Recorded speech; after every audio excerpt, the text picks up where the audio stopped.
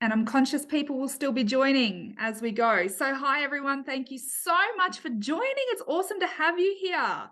Some of you know me, some of you don't. And regardless, if you're here live or if you're watching the recording, thank you so much for being with us. I'm Dr. Ashleigh Moreland. Some of you may know my background, and if you don't, I'm going to encourage you to go and have a look and read about me, because I don't want to spend time tonight going into too much about me, because we only have 2 hours together and there's bios all over the place. There's lots of info out there on me, but I would love to get to know you guys more tonight, get to understand where you're at, what you're experiencing, what made you come along to this. And I'll just give you a heads up, throughout this, I'm probably not going to have much access to chat because I'm going to be screen sharing, but I will pop in from time to time and we will have a look. So I'm just going to start sharing my screen straight away. There's still people joining, so I'll share my screen and let's get into it. So here, what we are doing tonight is we are having a look at the topic of overcoming your deepest wounds, a path to living a peaceful, present, and connected life. So I mentioned I wouldn't talk too much about myself, but something that's really relevant is that I was a customer of the mental health system for over 20 years. I have a whole entire collector's bag of diagnoses, many of them having D's in them. I have tried that many medications. I've been around. I've seen counselors, psychologists, psychiatrists, natural therapists. I've tried it all. And my journey really started as a child, where I grew up in a household. I had 2 very loving parents. I'm super grateful that I was born into a family who deeply loved me. It's just that my parents had wounds of their own. And when we are carrying wounds of our own, it limits our capacity to be able to show up in the top shelf, highest quality way that we want to show up. So sometimes there's a gap between how we know we want to act and behave and respond and how we actually think, act, behave, and respond. And the difference in that gap really represents what we're going to be talking about tonight, because it is very rare that I have a client who, regardless of what they've actually been through, even if they've experienced significant trauma in their childhood or in their upbringing, I don't think I've ever worked with anyone who has said, my parents woke up every day and thought, how can I make my child's life a living hell today? It generally doesn't happen. But many of us have experienced things throughout our lives where we've been hurt at the hands or words or actions of another person that has really deeply hurt us or impacted us in some way. And that's really what I want to get into tonight. How can we break free from that? Because if something has happened in our life, or, do you know, even intergenerationally, even if it wasn't ours, it might have been trauma from multiple generations before us that's been encoded into our DNA and literally affecting us despite the fact that we have never even lived it. So we're going to talk a little bit about this tonight. So my intention for today is I want to introduce you to the concept of stress responses. What are they? Why are they important?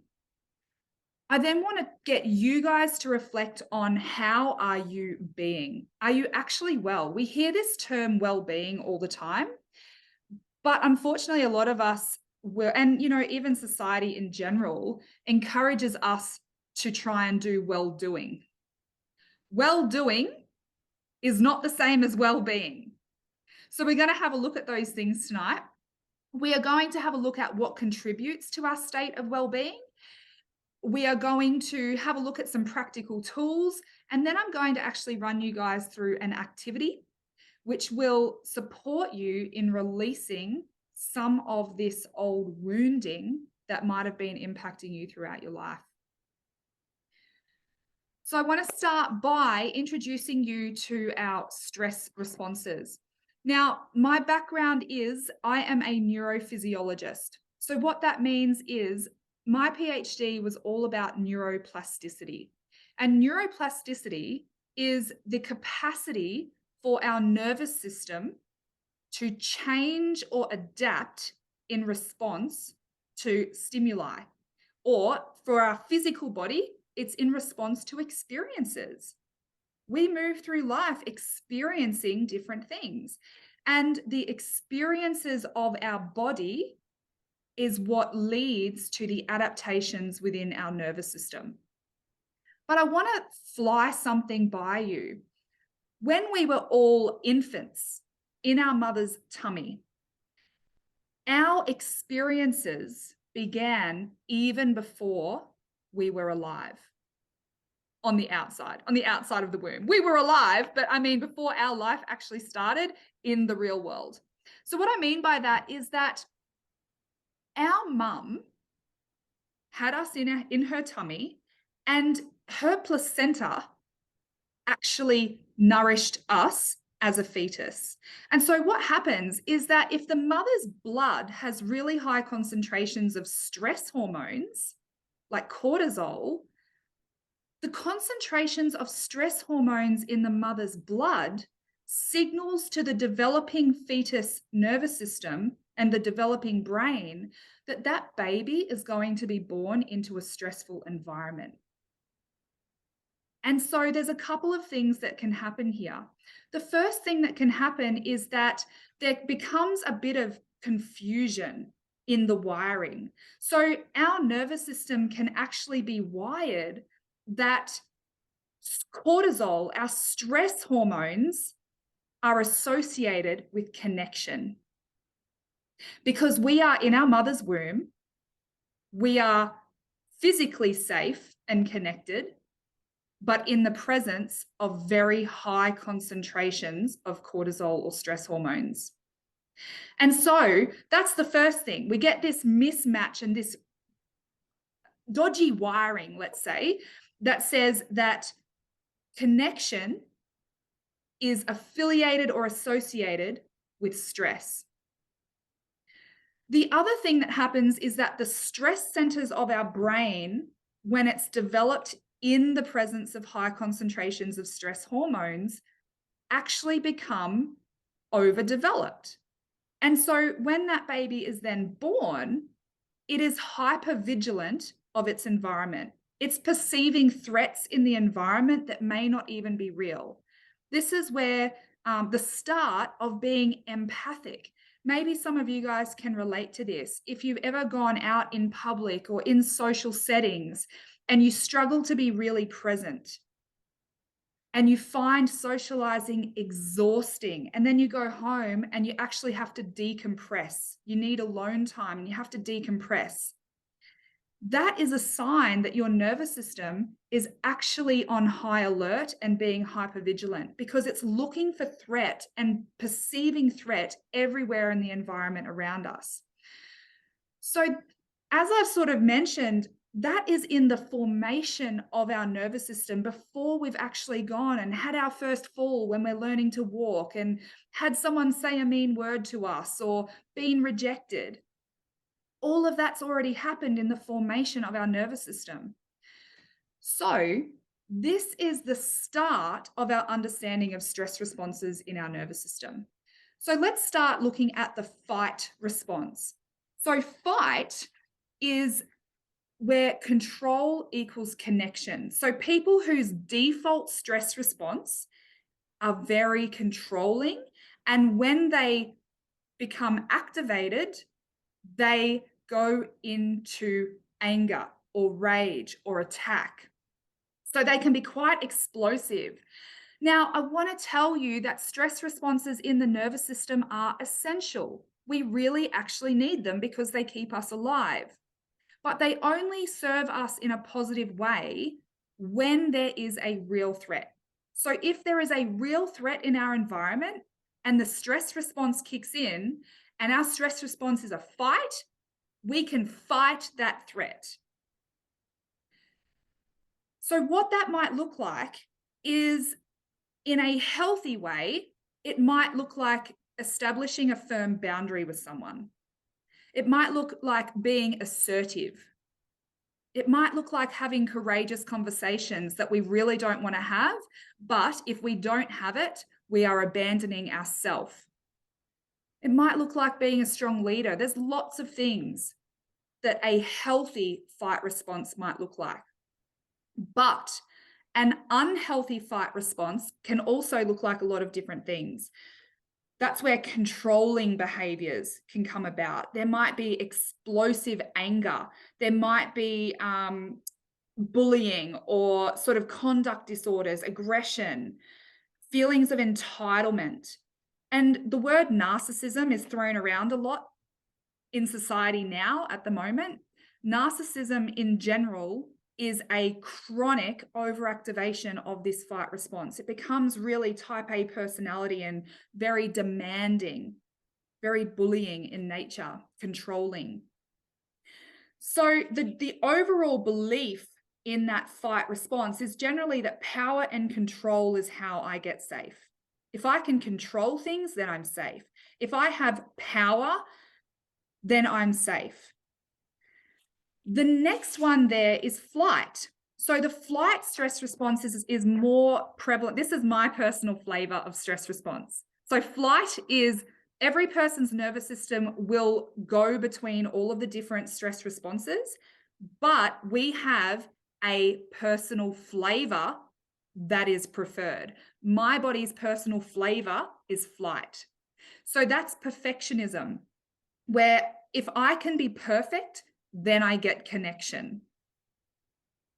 If I am perfect, then I'm safe. So this is where, in a healthy flight response, this response might look like removing myself from a harmful situation or from a situation that's not serving me. It might look like ending an unhealthy relationship. It might look like having a healthy assessment of danger in my environment and removing myself from it. But in an unhealthy flight response, we can become obsessive and compulsive. So we're running around, we're moving really quickly, needing to stay busy at all times. I'm going to talk later about banning busy, because if you find yourself busy, it's highly likely that the busyness of your life is your escape. It's your flight away from being in the present moment. Because if being in the present moment feels really unsafe, what are you going to do? You're going to try and escape from it. So panicking, rushing is a big one for me. If I find myself rushing in the mornings, especially when we've got to get out the door with my kids, I know that there is a flight response activated in me and I need to sit with it. Another really common one is flight is really common in adrenaline junkies. And look at me, I've gone skydiving, I grew up racing BMX, I did all the kind of extreme sport, adrenaline type things. Another one is micromanaging, overthinking, worrying. All these traits point towards your nervous system's personal flavor as being a flight response. The next one is freeze. Now, freeze is dissociative in nature. So freeze can look like dissociation, which is like avoidance. Dissociation can look like if you're having a conversation and all of a sudden you're completely checked out. That's dissociation. That's a freeze response. It can look like avoidance of tasks and procrastination. It can look like brain fog. It can look like perceived laziness, where I've got this picture here of someone laying on a couch because there is no safer place for you. If you are in danger and perceiving a threat, even if it's not real, if you're perceiving a threat in your environment, there is no safer place for you than on the couch binge watching Netflix with a feeding tube. You're very, very safe. Also not productive, but very safe. So this, you've got to understand, the nervous system is not supporting your productivity or supporting you moving towards your goals while ever we're in a stress response. It will do whatever it possibly can to make sure we are safe, even if it's detrimental or taking us further away from our goals. So this is like, yeah, our hiding, our isolation, couch potato kind of stuff. The last one there is a fawn response. Now, there's a little bit of conflict in the literature about fawning, because fawning is considered a stress response, but from a neurological perspective, it's actually more considered an adaptation in behavior because of the other stress responses. So healthy fawning might look like compassion towards people, compromising, active listening. But unhealthy fawning is codependence. Unhealthy fawning is staying in an unhealthy relationship. It's losing ourself. It's enmeshment. So I've got here enmeshment equals connection, which means that basically it's people pleasing. It's being a doormat. It's being completely enmeshed. My sense of self is entirely dependent on everyone else around me. If they're happy, then I feel okay. So I will go above and beyond. I will sacrifice myself. I will abandon myself and my own needs to make sure that everyone around me is okay, even if it's to my own detriment, because I believe in an unconscious manner that if everyone around me is happy, then I'm safe. So I'm interested in, you can pop it in the chat, having a little bit of that background. Which is your flavor of stress response? Just pop it in the chat. Could you identify yourself there? And it's really normal for you to go between multiple different stress responses. It's really normal. So freeze, yeah. So we've got someone for freeze.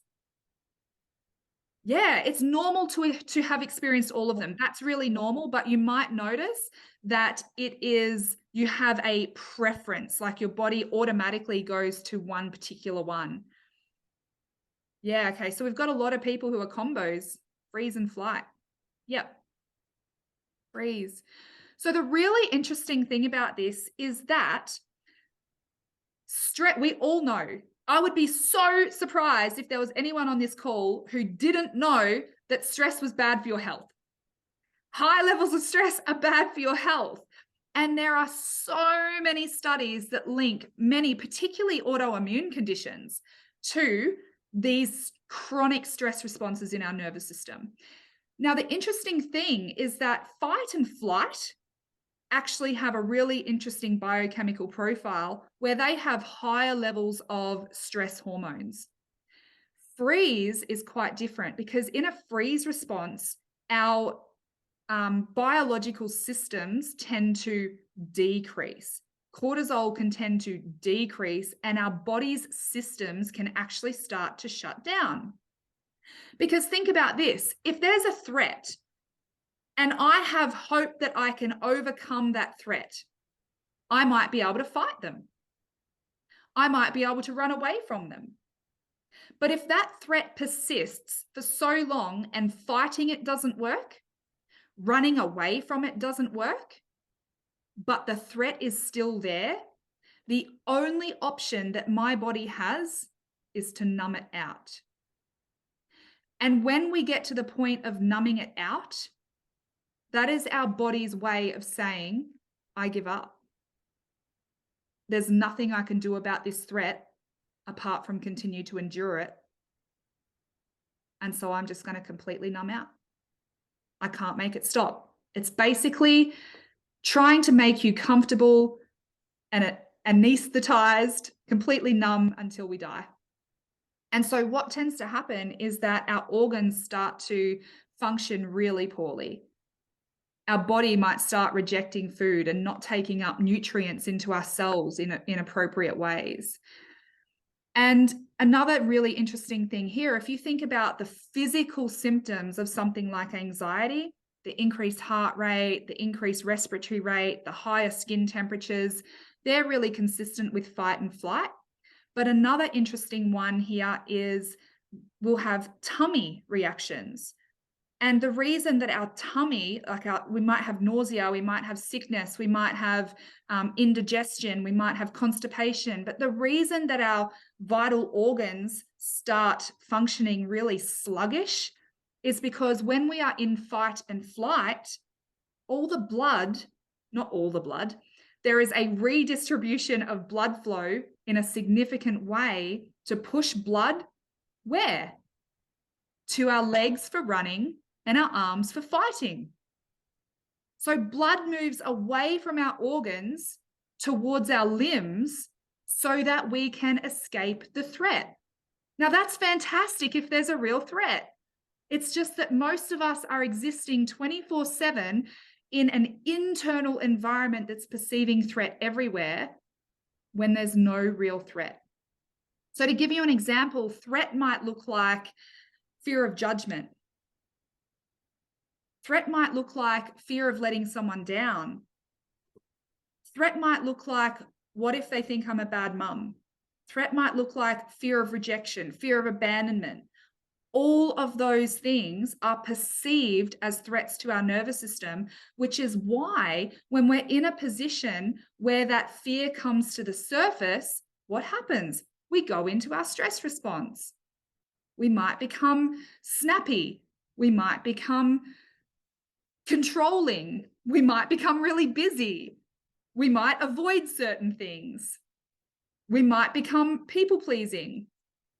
So this is so important to understand. Now, when I'm working with a client, usually this is working with people one-on-one, I like to get an understanding of areas of their life. For example, sleep. If we are experiencing stress response, there's a few hints that might come out in people's sleep. They might struggle to fall asleep. They might be fine falling asleep, but they might wake up a lot during the night and just be restless. Maybe they can fall asleep fine and they sleep all night, but they wake up every single morning, even after 10 hours sleep, going, I feel like I haven't slept and I'm exhausted. They are all signs of chronic stress in the nervous system. I'll ask people about their sex life. Maybe their libido is completely non-existent. Maybe they are hypersexual. I'll ask people about their food behaviors. Maybe they maybe they have no appetite, don't want to eat anything at all. Maybe they overeat and eating becomes the form of control or the form of numbing out. I ask about hydration. I ask about all these things because here's the thing. If you don't sleep, you what? Die. If you don't have food, you what? Die. If you don't have hydration, you what? You die. If you don't have sex, literally as a species, we become extinct. So the dysfunction in all of those safety and survival mechanisms in our body tells me a lot of information about the state of your safety and survival mechanisms in your nervous system. And guess what happens? When we bring regulation to our nervous system, all these dysfunctional behaviors start to regulate. All the systems of the body start to go back into homeostasis and start to normalize. Our capacity for relational safety, our capacity for taking in new information, our capacity for new experiences all starts to increase. So what I want you guys to do is I just want you to, if you've got your pen and paper, I just want you to do a quick pulse check. And by pulse check, I just want you to take a moment of stillness and actually check in. How are you doing in all of these areas of your life? Rate it out of 10. So 10 is amazing, absolutely smashing it, don't need to change a single thing. 1 is it's terrible and probably couldn't get any worse if I tried. So by physical health and well-being, I want you to think about all the physical things. So I want you to think about your exercise, your nutrition. I want you to think about anything relating to your physical health. Emotional health and well-being. Think about your mental health, your capacity to be present with your emotions. Social and relational health and well-being. So this includes both friendships and romantic relationships. Intellectual health and well-being. Now, intellectual health and well-being, think about things like your memory. Think about things like your executive function, your capacity to move between tasks, your capacity to have cognitive abilities, your capacity for learning new information, being present in conversations. Rate your financial health and well-being out of 10. Financial health and well-being is so much more than the money in the bank. Financial health and well-being is things like, how do I feel when I have to spend money on me? How do I feel about bills coming in? How do I feel about receiving money for the services that I provide?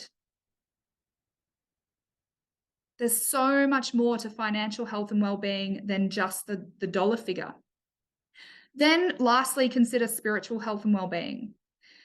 So this is an interesting one because a lot of people don't have a spiritual frame of reference. When I say spiritual, the default is that people think I'm talking about religion. I'm not talking about religion for spiritual health and well-being. Spirituality is about a sense of connection to purpose, connection to self, connection to others. And that's very, very different to attachment.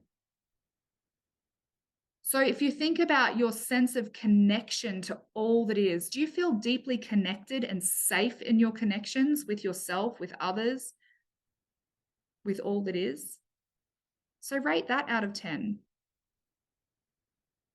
And this is really information for you. It's a little bit of a pulse check, to a reality check to really see how you're doing. Because if we don't know, if we're just cruising through life, absolutely smashing everything that we've got to do, then think about spiritual health is your highest score. Think about, how can I actively improve this area of my life? And maybe you guys have heard there's 3 categories. There's the known knowns, the things that we know about. There's the known unknowns in our life. And then there's the unknown unknowns. So for example, my husband works in civil construction. If he said to me, Ash, go and, I don't know, get in that digger, I know that I don't know how to drive the digger. If someone said to me, Ash, I don't know, you've got to submit this financial thing to the ATO, I know I don't know how to do that. But not knowing what I don't know is an existential state of uncertainty, and uncertainty equals unsafety. So for example, if I have uncertainty about how I'm going to feed my kids this week, do you think my capacity for patience, my capacity for gentleness and kindness, my capacity for presence is going to be good or bad? My capacity is going to be really low because I have uncertainty, and uncertainty feels extremely activating and unsafe for the nervous system. So where am I taking this next? Okay. So what I want to do before I move on is, I've touched on spiritual health and well-being here. I feel like this is a really good place to tack this in. I mentioned that my background is neurophysiology and my expertise is the nervous system. So a lot of what I've spoken about so far is the nervous system. But here's the thing. I told you guys I was a customer of the mental health system for over 20 years. And even in the name mental health, the word mental, does anyone know the definition of the word mental? It's not brain. I'll give you a hint. The definition of mental means relating to the mind.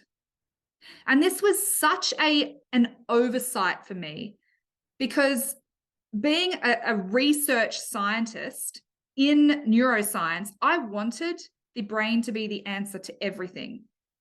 In psychiatry, brain and brain chemicals is their approach to treatment. But here's the thing.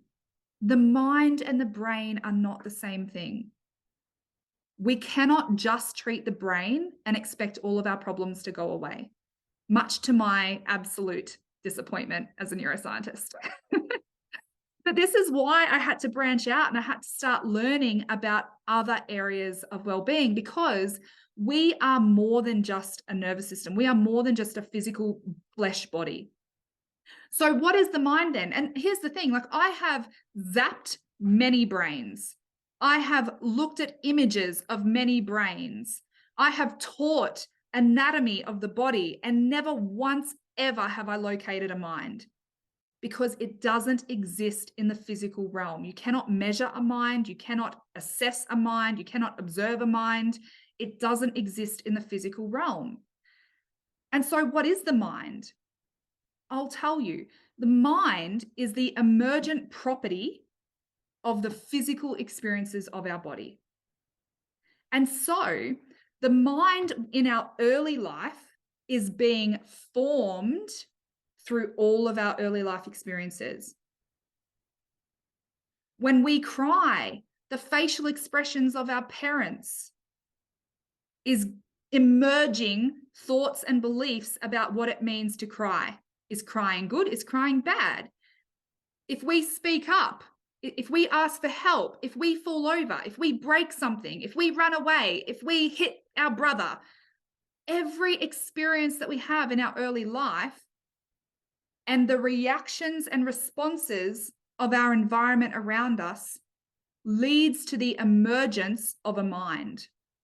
The mind is our beliefs about things, our values about things, our morals. The mind is also really, really, really responsible for how we tack on an emotional experience in the body to a memory. So, for example, let's say, for instance, I have a bag here. Let's say that this bag was the last thing that my great-grandmother, who I was so close to and I loved her so dearly, let's say that this bag was the last thing that she left me before she died. And it's only worth about $10. And the emotions that this bag helps me feel are loved and connected and safe and calm. And it's attached to beautiful memories of my great-grandmother, who I love so much. If someone tried to take this bag, do you think I'd let them? No way. Because the story, now we can all agree it's just a bag. There's nothing special about it. It's got some zips, you know, nothing special. It was a lot more than $10, but let's pretend it's $10. Nothing special about this bag whatsoever. But the story that is stored in my mind is attached to emotional anchors in my body, emotional data that is stored in my body that is not reflective of the truth. The truth is, it's just a bag. But now let's change the story. Let's say that someone used this bag to beat the living daylights out of me in the street. And now I see this bag and I'm like, get that bag away from me. I hate that bag. That bag needs to go and burn in hell. It's the same bag. The only thing that's changed is the story about the bag, and the story isn't real. The story is only real in my mind. But the story about the bag was the emergent property of the experience of my body. My body experienced fear. It experienced anger. It experienced sadness and hurt when that person imaginarily beat me with this bag. And because of the emotions that I felt, that is what charged the story in my mind. And so every single one of you, me included, has stories in our mind that drive the physical responses of our body. Now, here's the thing, like this bag, if I had a story associated with this bag, even if that story happened 10 years ago, if I saw this bag now, the physical reaction would happen in my body now. over something that happened 10 years ago. How is that possible? It's not happening right now. In this time and this space, I'm very safe. This bag is no threat to me. But I still have the physical reaction in my body in response to this bag. Why?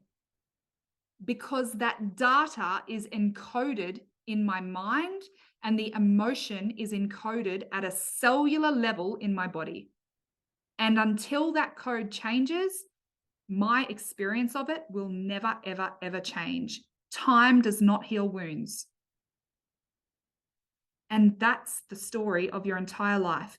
There are things that have happened in your past that still have a stronghold over you today, even though in this time and this space, it's not happening and it's not actually affecting you anymore. But look at the years that that event or that situation has stolen from you. So that's the introduction to the mind. We've got the mind and we've got the body. So brain equals body. The body is just physical realm.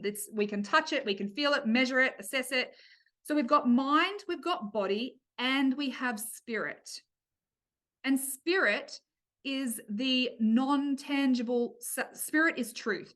I just showed you how the mind can be made up of deceptions and lies based on a story that was all about our experience and interpretation of that experience. Spirit can only be truth. So we are mind, body, spirit. And my approach to every single thing I do has to include the holistic approach of mind, body, spirit. Because if we don't change the mind, the experience of the body can't change. The experience of anxiety, the experience of depression, the experience of behaviors relating to ADHD, to OCD, to PTSD, the experiences of the body cannot change unless the mind changes, because the mind drives the body. I just gave you an example of that.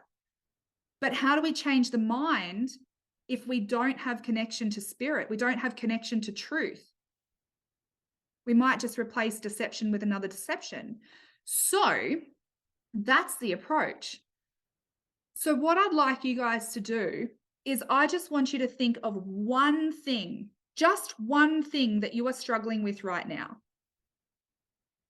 It might be a situation at work. It might be something in your relationship. It might be your kids. It might be a relationship with food, relationship with your mobile phone. It could be anything that you are struggling with right now.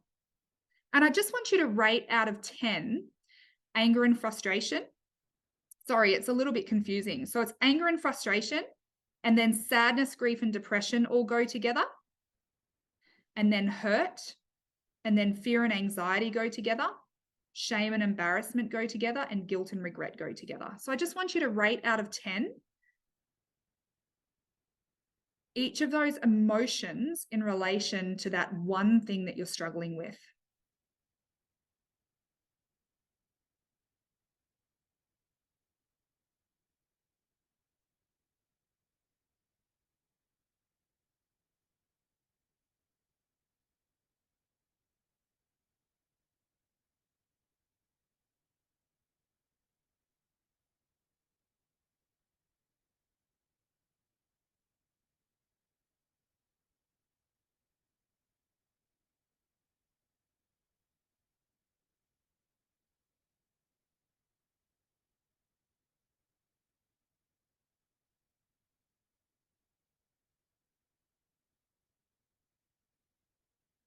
Another 15 seconds.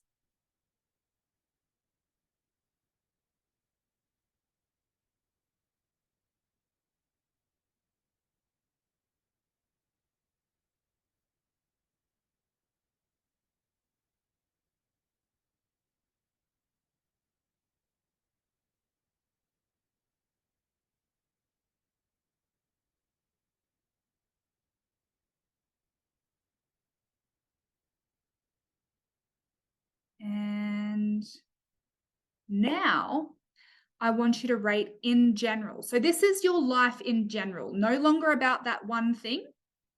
This is now a general rating at where you're at with each of these emotions in general. or each of these experiences. I'm just going to get some water and I'll be right back.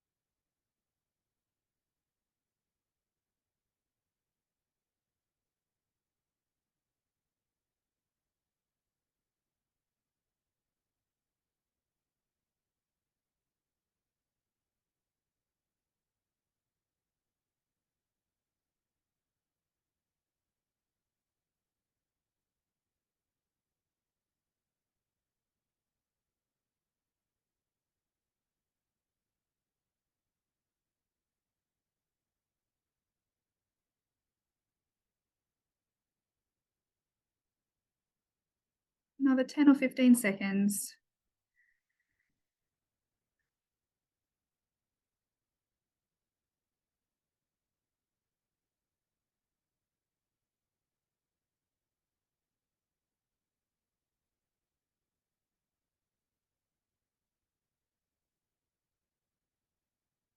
Okay.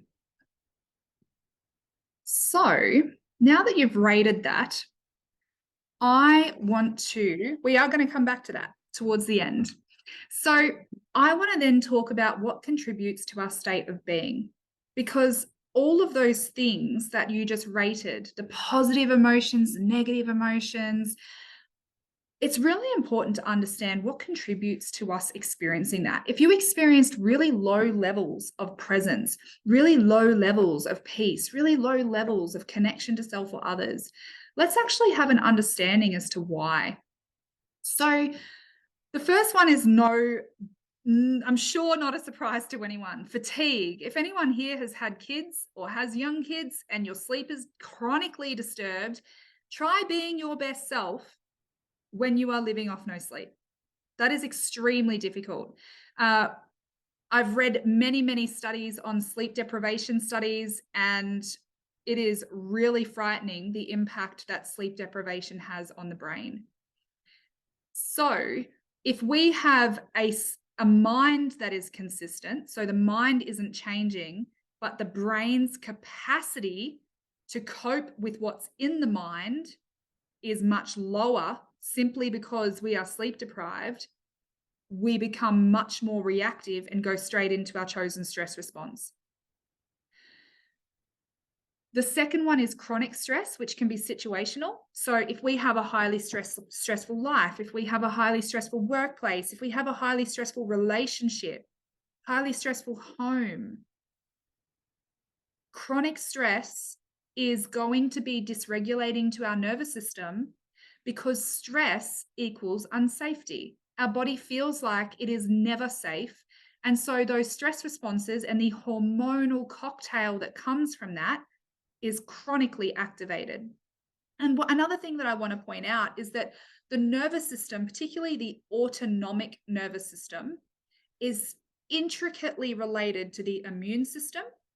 So stress is more likely to cause autoimmune issues, but also we're just more likely to get sick in general. And it's intricately related to our endocrine system. So if we are having chronic issues with hormones, if we have PMS, PCOS, any kind of hormonal issue that girls might experience, women might experience, even real issues with perimenopause, premenopause, menopause, any of those really common, real bad hormonal issues, if we're copying it more, generally that's an indicator that our autonomic nervous system is really dysfunctional and our body is just massively struggling from an endocrine perspective.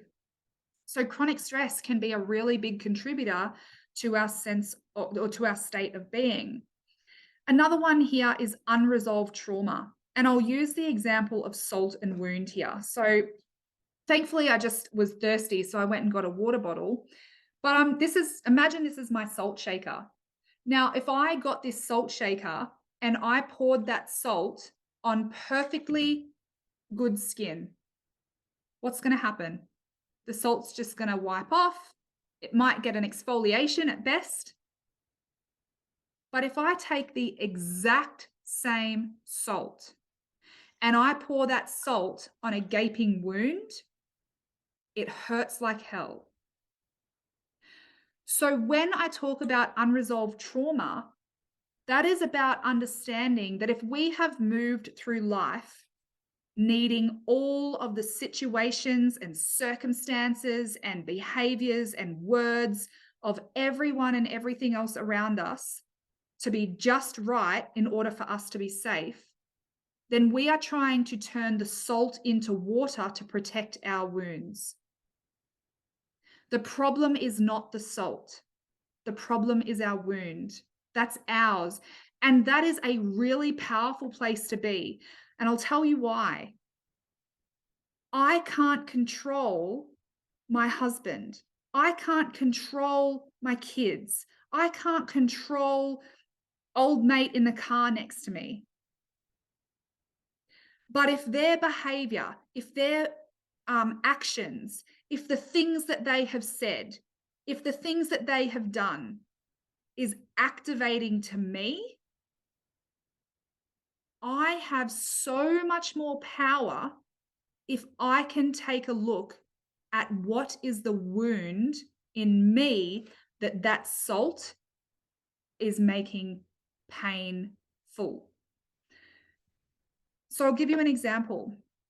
If my son has, much like me, because I didn't know any of this when I was pregnant with my firstborn child, and I was highly, highly stressed during that pregnancy. I was doing my PhD 10 years ago. And what if I took his meltdowns in public, for example? He had many, many, many meltdowns because he couldn't handle the sensory overload of shopping centers and all these kinds of things. And I would go into a massive stress response. I would feel massive shame. I would want to yell at him and control him. I would want to, I would be really mad. Or I would go into a shame spiral and I would want to freeze and isolate. Now, when I look back, and now this is how I parent my kids, when they're struggling with something, when they're feeling a big emotion, when they're really struggling because the environment around them is overwhelming for them, because they have a nervous system too, if I go into a stress response, I can't be with them. I can't support them and nurture them and love them and be present with them, because the fear of judgment or the shame that comes up in me around being a bad mom. Or I used to have this fear of people thinking, control your child, or he just deserves a smack, or things like that. Like that used to suffocate me as a parent, to the point where I wouldn't leave the house with my kids because I was so scared that he might have a meltdown. And I was so scared about what some stranger that I'll probably never see again in my life might think of me or might think of my child if he started to struggle. And so instead of me resolving the wounding in me that made it difficult for me to be present with him, that made it difficult for me to still be close and love him in that moment of his difficulty, I had to resolve that wound instead of making the world, either avoiding the salt completely, because the world in that moment was the salt, the strangers in public were the salt. Instead of avoiding the salt to protect my wound, if I heal it, the salt is no longer dangerous. People can have their thoughts, people can have their opinions, they might even have a comment to say. but my skin is now healthy and the salt can just wipe off. So when we resolve the trauma, when we resolve, and I really want to be conscious of the word trauma. Trauma doesn't have to mean some big traumatic event, what I call big T trauma. It doesn't have to mean that. Trauma is simply the things, the stories in the mind that are perceiving threat. Trauma can just be something as simple as, my daughter, when she was 4 years old, every single day she would come home from daycare with a bag full of craft. I couldn't possibly keep it all. And so every night after they would go to bed, I would put it I'd look through it. And if there was, an amazing piece that looked like she'd put a lot of time and effort into, I would keep it and then I'd put the rest in the bin. And then I would take the bin from the kitchen out to the wheelie bin. And I did that for like 2 years and she never knew and she never asked where her craft was and everyone was happy and it was all loving and all good. Except one night I forgot to take the bin out. And so the next morning she's woken up, she's gone to put like an apple core or something in the bin and she's seen all her craft in there. And she burst into tears and she bawled her eyes out. What assumptions, based on the experience of her body and the emotions that she felt, we're back to the handbag example, what stories might she have formed in her mind in that moment? I'm not good at art. Mum doesn't love me. Mum doesn't care about the things that I create for her. Mum this, blah, blah, blah. Is any of that true? No, none of it's true. The truth was I couldn't keep all the craft and I love her dearly. I love her deeply. So that could be a trauma in her nervous system based on the experience of her body and the stories that were formed in her mind as a result. Now, thankfully, I was able to repair that emotional experience, which means that the stories are in repairing those situations and being present and being able to be nurturing in that moment, we are preventing those negative stories from forming in the mind. We actually have some control over their developing mind by being able to be present and safe and loving and nurturing with them in that moment. So trauma can look like lots of different things. Trauma can look like being 2 years old and your parent taking your lollipop off you because it's unsafe to run with a lollipop, but you really wanting a lollipop and thinking, Mum hates me and I never get to have anything that I want. It's not rational. I'm with you that is not rational. But our mind doesn't work off rationality. If it did, we wouldn't be here because we could rationalize our way out of our hard situations. Our rationality would be enough to know that just because someone didn't respond to a text doesn't mean to say they don't love us anymore. Our rationality would be enough to move through these difficult things, but rationality isn't enough. We need to resolve these unresolved traumatic memories in our cellular data. Another one here is lack of safe connection to self or others. And this again it can be evident in our adult life, but it's primarily come from either our direct experiences as children or learned experiences as children. And I want to show you something really quickly. I'm just going to stop sharing my screen for a second, and I'm going to share a different screen. I've got this concept here of window of tolerance. Now, if you imagine that this here is the entire capacity of your nervous system, and let's say that you are really under a lot of pressure, you're feeling really stressed, you scored really quite low in those positive emotions and maybe really quite high in the negative emotions. And so the capacity of your nervous system based on those responses is shown here in red. But the full capacity of your nervous system is the black box. Life happens, yeah? Sometimes life happens and sometimes that's really stressful. Sometimes it's not very stressful, but life happens and it's full of ups and downs like this. So we can see here with all those situations. So maybe this was when my son, I don't know, forgot to take his lunch to school. And then maybe this was a really big fight with someone I care about. And maybe this was when someone that I work with really I don't know, offended me, let me down, hurt me, made me feel dumb or stupid. And then this was just a little one where I don't know, forgot to put petrol in my car. And this was so anything within the two lines, within the constraints of those two lines means that it was an incident that happened, but it did not activate a stress response. We were able to cope with it and we cruised through it. Anything that is outside of those red lines is an incident that exceeded the capacity of our nervous system to cope. To cope. It exceeded our capacity and therefore activated a stress response, and we became dysregulated.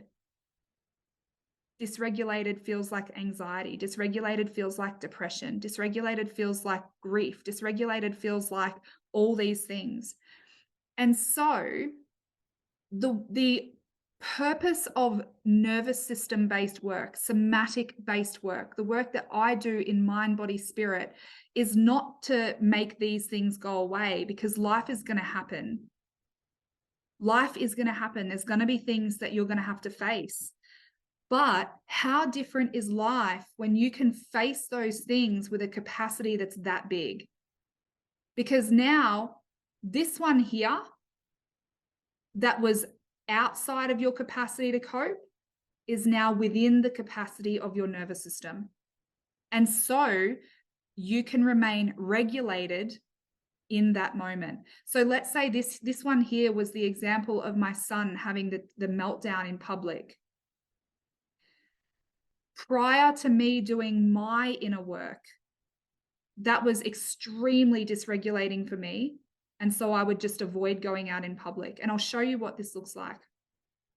If we have, again, I'm going to use a circle this time. If this here represents every possibility and potential of our life,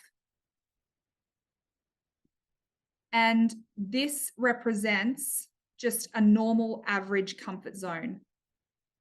Okay. What happens is that when we have unresolved trauma, when we have negative experiences that feel really unsafe, that result in really big emotions, our comfort zone starts to close in.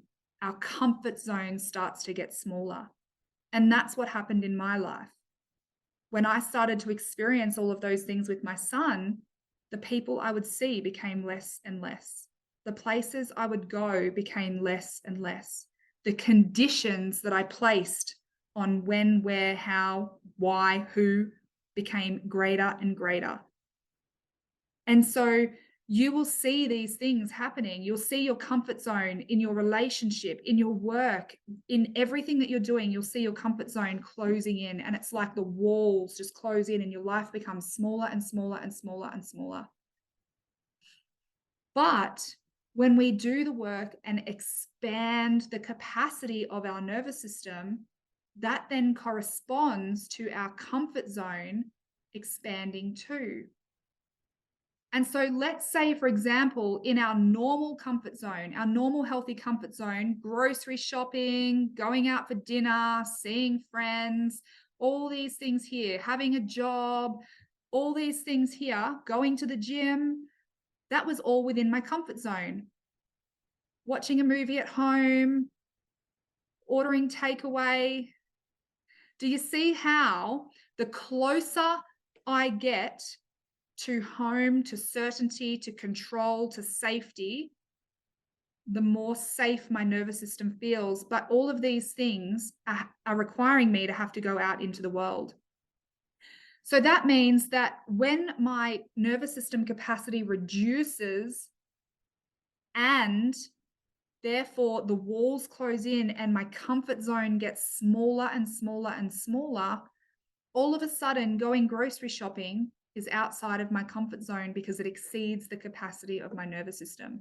Going out for dinner with the kids exceeds the capacity of my nervous system and therefore becomes out of my comfort zone. Making a sales call in my job exceeds the capacity of my nervous system and therefore is out of my comfort zone. Making a mistake exceeds the capacity of my nervous system, and therefore trying anything new is outside of my comfort zone. But then what happens if we have this big goal out here? We have this big goal of wanting to study and become a nurse. We have this big goal of wanting to have savings in the bank and buy our first home. We have this big goal of whatever it is, whatever your big goal is. And you can set the plans, you can have all the good intentions to do all the things. But if that goal exceeds the capacity of your nervous system will not let you do it because it feels like if you do it, you will die. Remembering, I know that's not rational. It's not rational that I will die if I go to uni and study nursing, but my nervous system feels like it would die. And so it will do everything it can to stop us. It will give us mental blanks. It will make us sleep in on the mornings we have class. It'll make us procrastinate. It'll make us completely dissociate in class so that we get to the end and go, holy shit, I can't remember a single thing that he just said. Because that's our nervous system activating stress responses to keep us safe.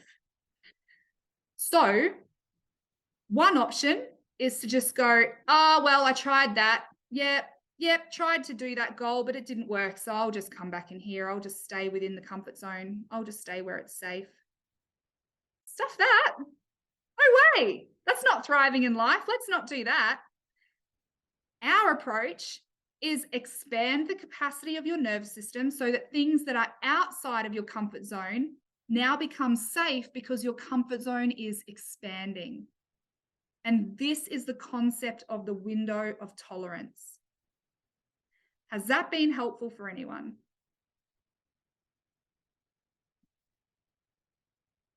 Stop sharing.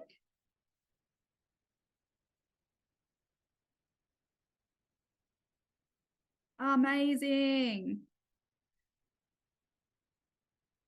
I'm glad that's been helpful. Oopsie, I need to screen share again. Okay. So, yeah, makes so much sense. That's awesome. Does anyone have any questions about what we've covered so far?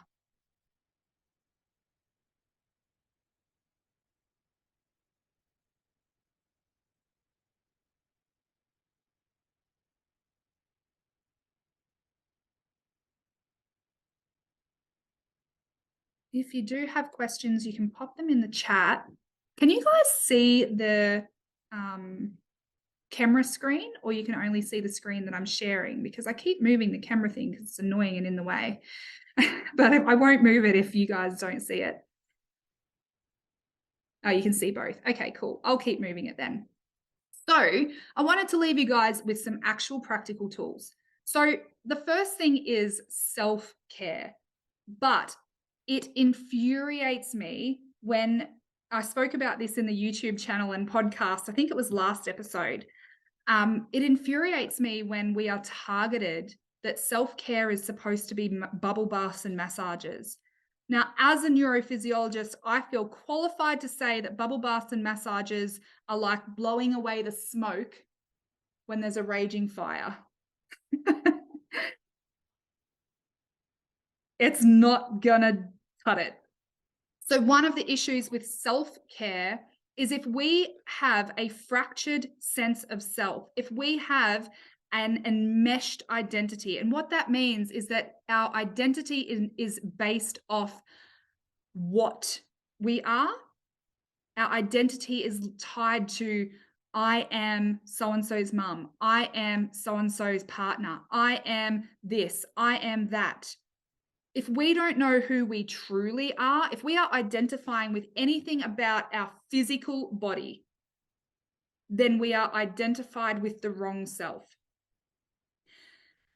And so caring for the physical body, yes, that's really important. However, real self-care is knowing where we begin and we end. So this is where we're talking about self-development over here.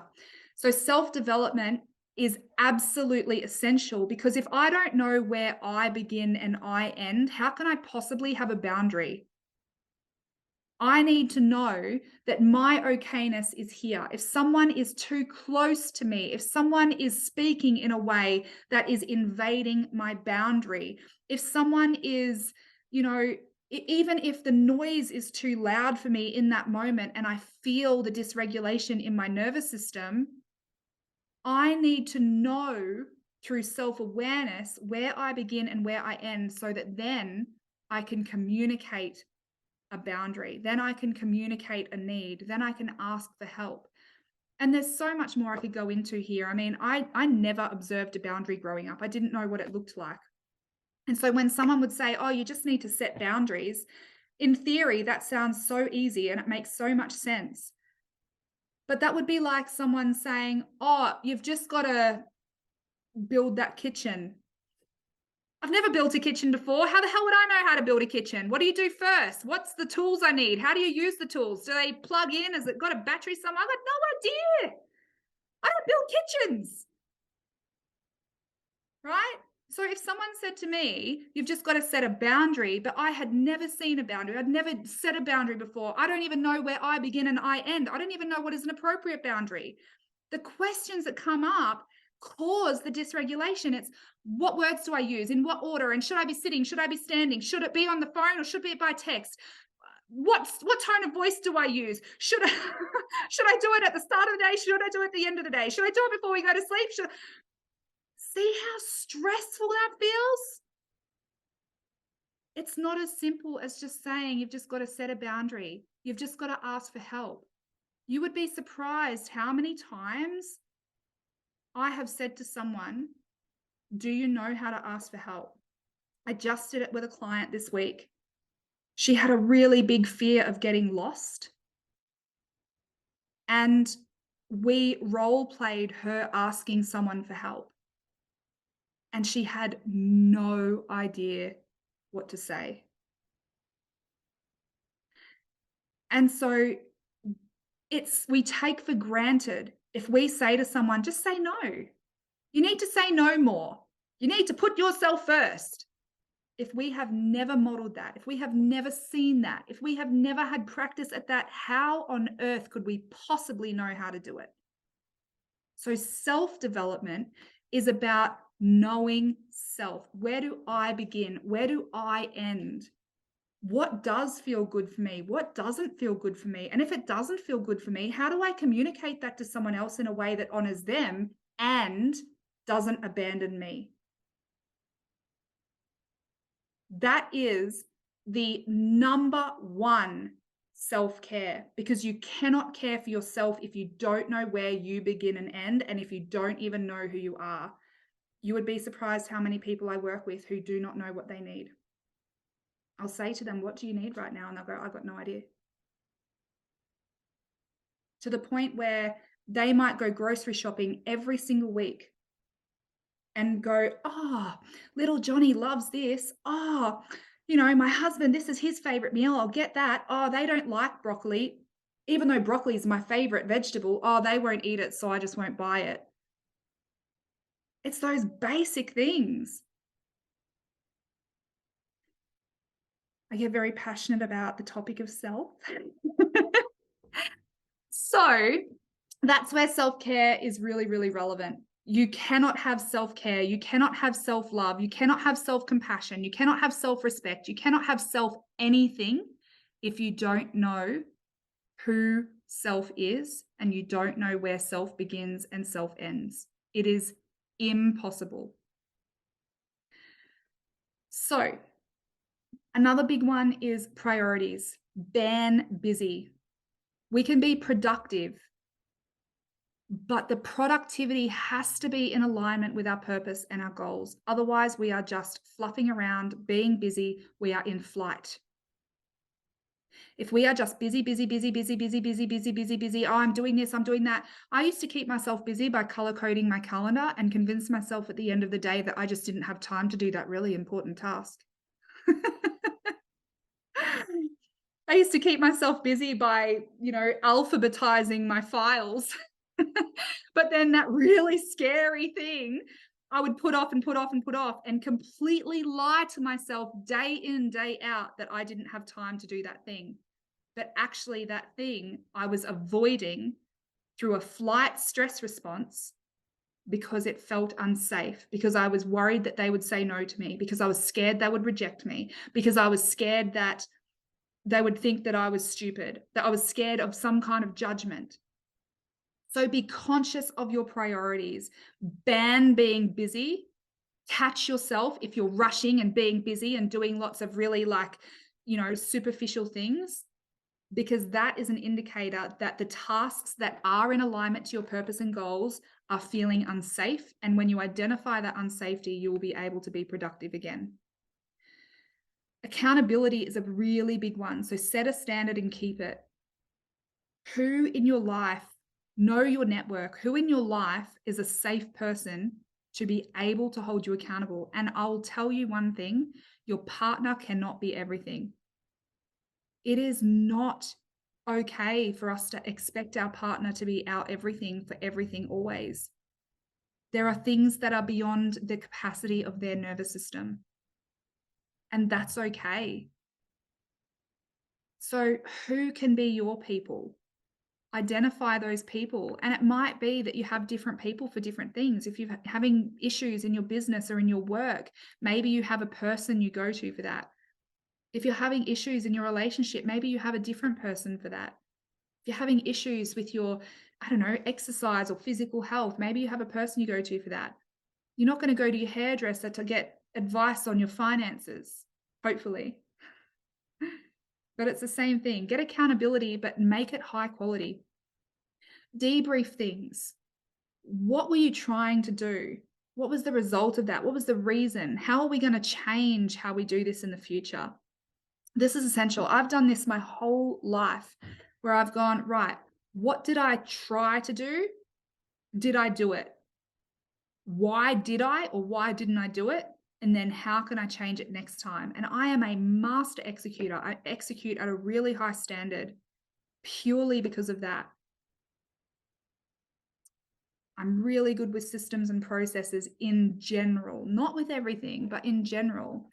And this one is really relevant, particularly now. So this is primarily for the workplace, but it's more relevant now because only a few weeks ago, the Australian government made it, I believe, I could be wrong, but I believe the Australian government made it a criminal offence to have a psychologically unsafe workplace, which means that workplaces like bosses can be facing jail time and significant fines if their workplace is a psychologically unsafe environment. So OH&S reports, guys, occupational health and safety isn't just about physical. If there is stuff going on at work, it must be documented. The psychological safety, the mental health incidents must be properly reported, because if anything ever happens down the track, I'll tell you this, and this is probably something that you don't know. If you're watching this and you're in Australia and you go and get a mental health plan, that mental health plan must have a diagnosis on it in order for you to be eligible for Medicare services of psychological support. But that is all on your medical record. And so if you ever experience anything at work and it's not documented and it's not reported, if you try and get income protection insurance, if you try and get work cover for a psychological incident, you will have an extremely hard time because it will come down to a pre-existing injury or illness. Mental health plans have their place. Mental health plans can give psychological support to people when they don't have any other option. But you need to be aware that every single thing that you do while getting a mental health plan, and every single bit of support you get in the public sector goes on your legal medical records, can never be undone. So that's something to consider. Looking at private services, looking at other approaches to things, paying private providers if you have the financial resources to do so. But if something is happening in your workplace, make sure it's documented, either formally through formal HR or even just keeping your own records, because that will support that psychological situation if anything ever comes of it. So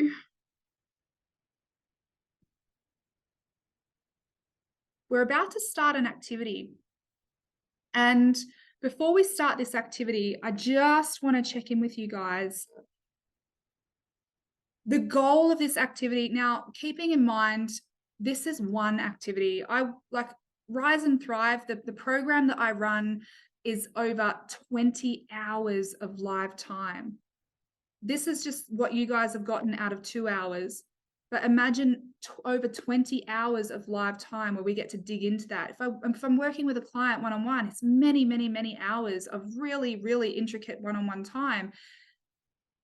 What we're going to do in this activity is going to increase your window of tolerance in your nervous system. It absolutely will. But you can't expect it to change your entire life when it's taken your entire life to get your nervous system to this point. Okay, so I'm going to ask you this question. What are based on everything that we've covered so far, based on your little check in with your pulse check with all the areas of your life, what are 3 changes that you can implement or 3 actions that you can take straight away that will make the biggest difference to your life? And I'm going to give you a little bit of time to consider those and write those down. And then I'm just going to give you guys maybe like 5 minutes. If you need to go to the toilet, if you need to grab a drink of water, do that. Because once we come back, we'll come back at 8:55. So 5 minutes from now, we're going to start the process. But you need to be comfortable and relaxed. So if you need to go to the toilet, you need to do it. If you need to grab a drink, grab a drink. If you need to get up and move to a place where you can be that's private, where you can be alone, go and do that. But the process won't take terribly long. It'll be fairly quick.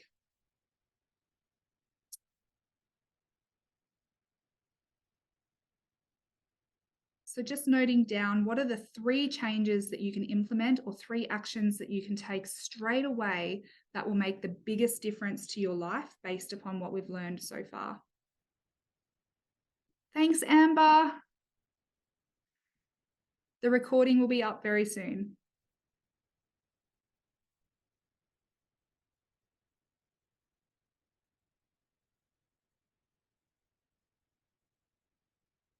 I'm just catching up on comments. I've experienced a lot of hurt trying to set a boundary.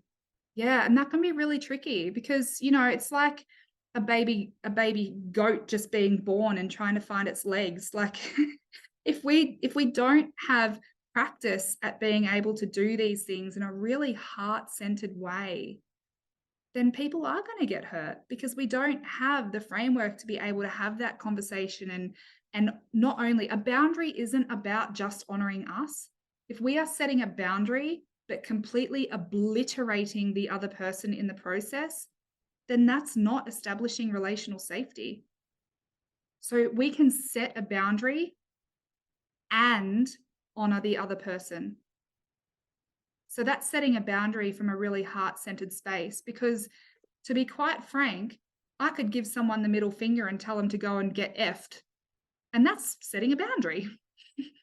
Probably not going to go down so well. So part of this process is about being able to learn, how do I set that boundary, maintain a heart posture of love and honor towards that other person who may be behaving in a way that doesn't necessarily deserve it in that moment, but being sensitive to the soul of another human. And there's frameworks around that. We go into all of this. I just spent literally 2 hours on that yesterday, just that one thing, 2 hours in Rise and Thrive yesterday.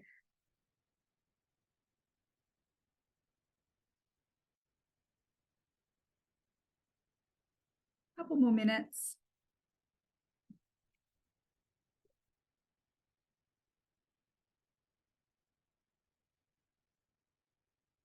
If you've already got the actions or the changes and you've already written 3 down, why don't you start dot pointing a bit of a plan of attack? What would that actually look like?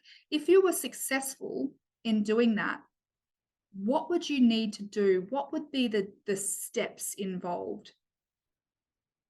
And if you break it down into the steps involved, it then might actually show you ahead of time where maybe you don't have the resources to do it. Maybe you don't know how to do that step. Maybe that one little micro step is the thing that's freaking you out about it. And if you just dealt with that, then the whole thing would feel easier or better and set you up for success.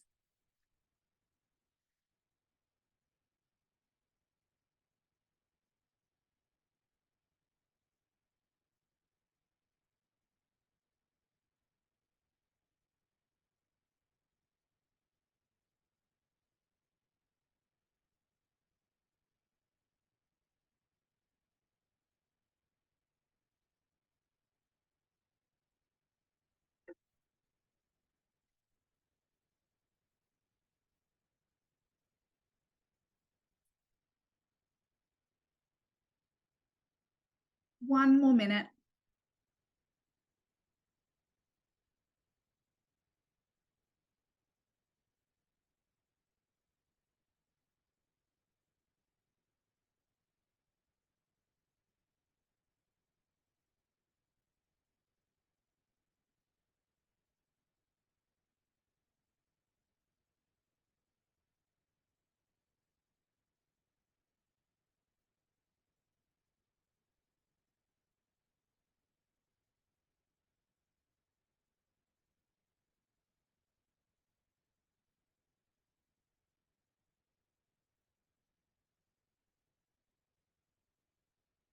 And that is 5 minutes. So let's do this.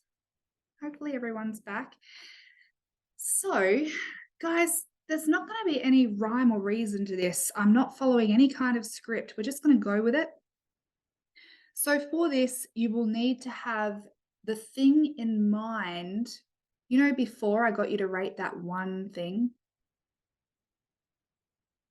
and I got you to rate the emotions, all those different emotions about that one thing. And I'm just going to stop sharing just while we do this activity.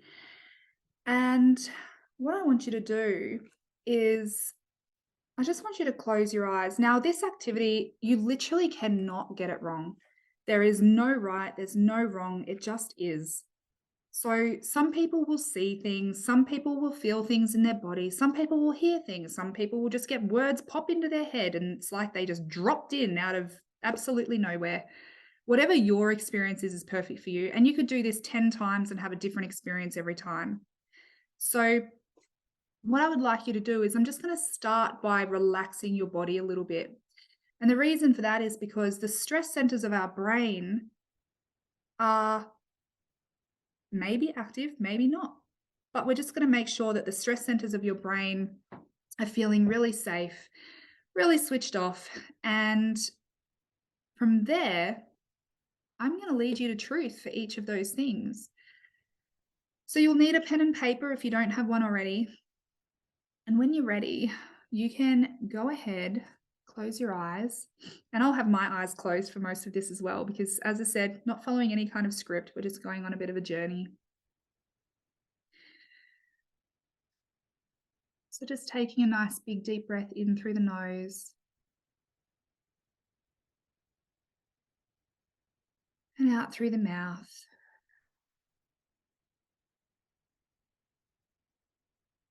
And another cycle of breath there, in through the nose, feeling the temperature of that air as it passes through the nostrils, feeling that it's nice and cool. Being aware of where that air travels in your body and just breathing out whenever it's safe for you, whenever it's comfortable in your cycle of breath. But just keep your focused attention on that breath. The beautiful cycle, it's like a wave coming into the shore, crashing down and then going back out. Breathing in, it's the waves coming in, and out, it's going back out. Imagining that that wave is just moving through your body. And as it takes it back out, it's just taking out any tension, any pressure, any expectations to do this any particular way, to get it right, to have the right answer, to have judgment, releasing it all right now, knowing that you can share as much or as little as you like. No one else even knows what your one big issue is. I don't even need to know what your one big issue is because your body knows. You know. And now just bringing your awareness to the safety of the contact of your body with the surface of whatever it is that you're sitting on or laying on, whether it's a chair, the floor, the bed, wherever it is, knowing that you are so supported, that you're so safe, and just feeling with that cycle of breath any further tension in the body, just releasing. Bringing your awareness to the muscles in the face, the jaw, just relaxing all the little frown lines in the forehead to start to disappear. Just imagining that the eyelids are just like lead, like they're just completely floppy. And your lips might part a little bit, your jaw might flop open a little bit, just in that deep relaxation.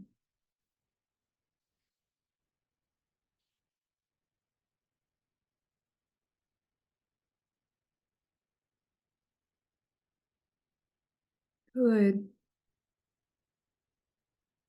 So now just bringing to your awareness that one big issue, whatever it is for you. And I'm going to ask a question, and I just want you to pick up your pen. And as soon as I ask the question, I just want you to start writing and just allow your pen to go wherever it needs to go. There's no wrong answer. Whatever you write down is perfect. What is it that your unconscious needs to know to be able to release all of the old anger and frustration in relation to that situation, that one big thing? Pick up your pen and just start writing. What does it need to know to be able to release all of that old anger and frustration, to be done with it?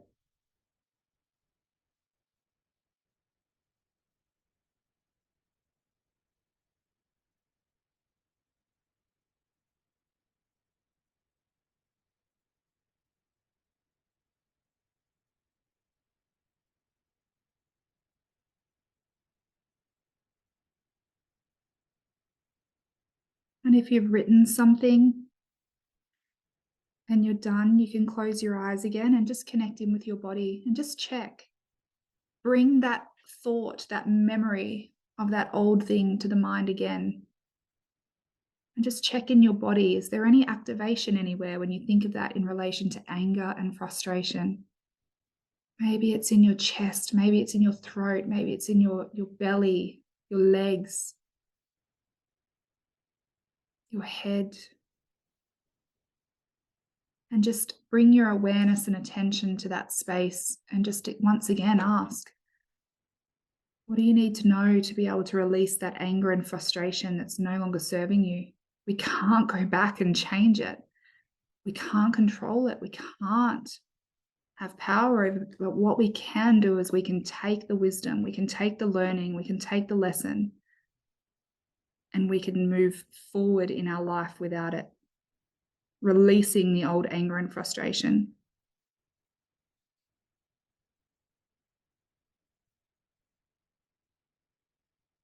Maybe it's simply that it's over, it's done. Maybe that's enough.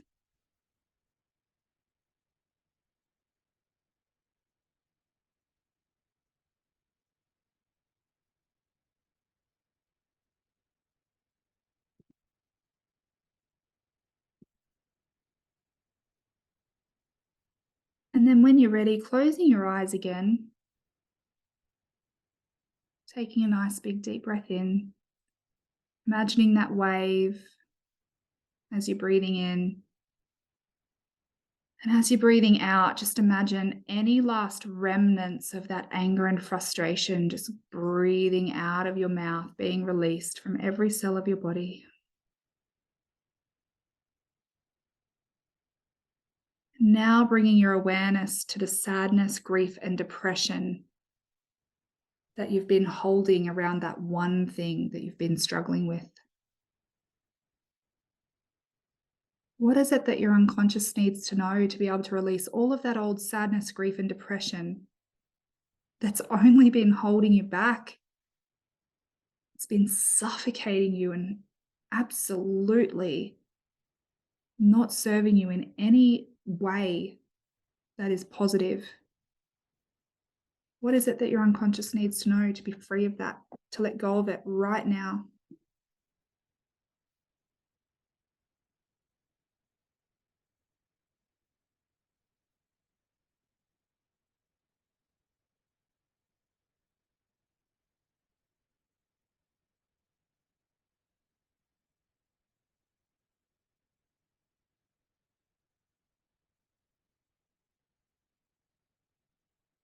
Maybe it's something as simple as, it's okay. I'm going to be okay.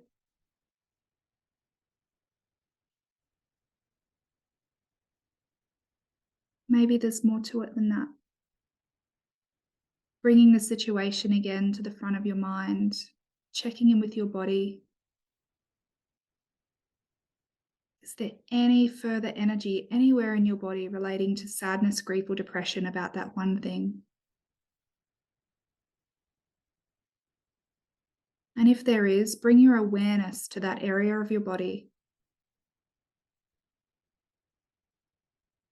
Imagine that you're looking at it.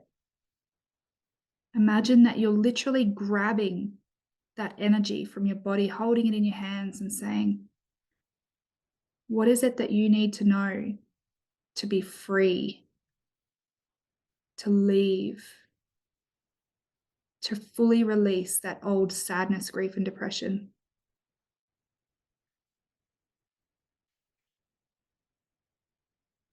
I'm not carrying this with me into my future anymore. It ends here.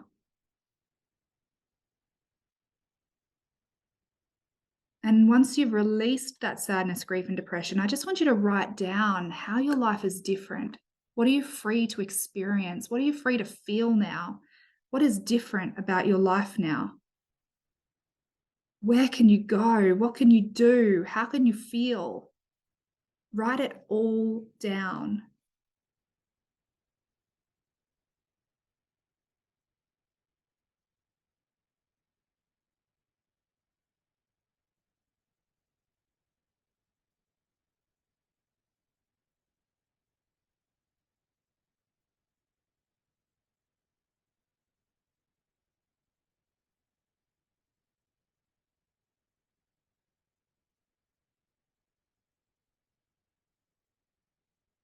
And then when you're ready, closing your eyes again, bringing that one thing to the front of your mind, checking in with your body, taking a nice big deep breath in through the nose, imagining that wave coming through the body as you breathe in.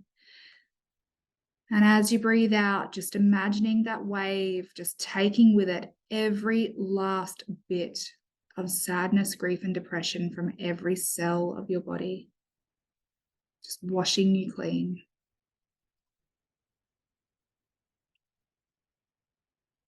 And then I want you to bring that thought to the front of your mind again, that one thing that you've been struggling with. And now I want you to imagine that hurt.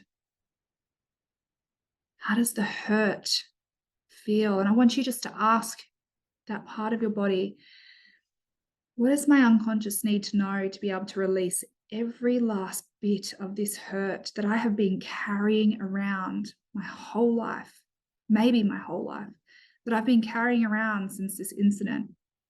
What does my unconscious need to know to be able to release any hurt that I'm holding over that?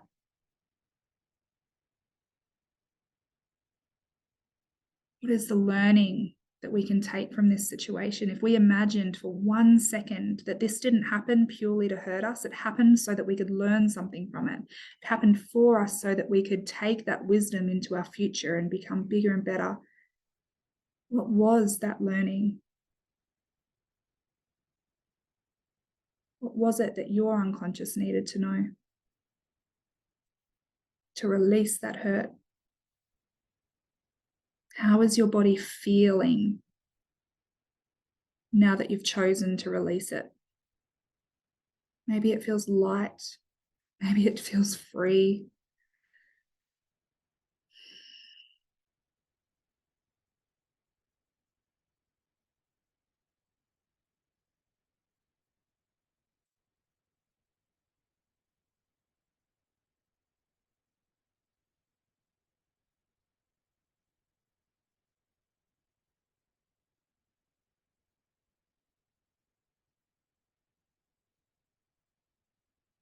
And then when you're ready, closing your eyes,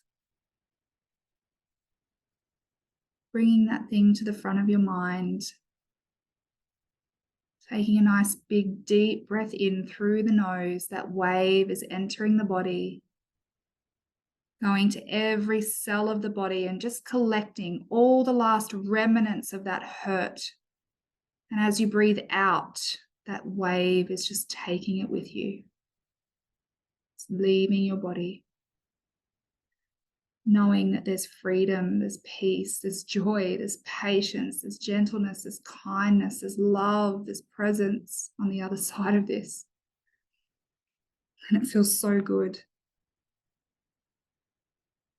Bringing that situation, that one thing to the front of your mind once more. And this time, we're going to ask the question, what does my unconscious need to know to be able to release all fear and anxiety relating to this one thing? To be able to feel safe, even though this one thing happened or is happening. What does my unconscious need to know? To know that I'm safe, to know that I'm okay.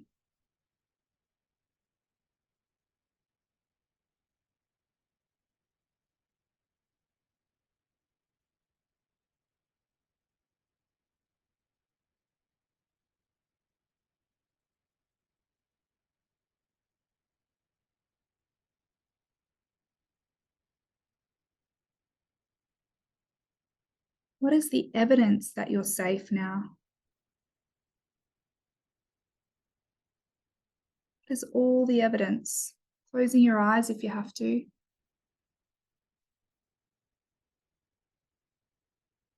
What is all the evidence that you are safe? That it's safe to release that fear, that it's safe to release that anxiety, that everything's okay.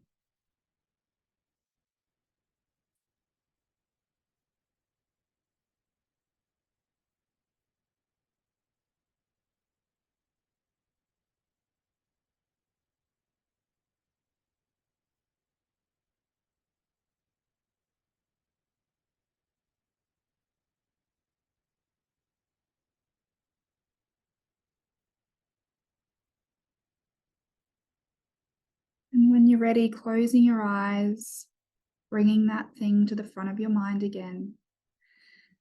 And just taking a nice big deep breath in through the nose, imagining that wave just washing through the body, every cell of your body from your head to your toes, clearing and cleansing every last bit of anxiety, every last bit of fear as you breathe out, letting it go, feeling free, feeling released, feeling peace and calm.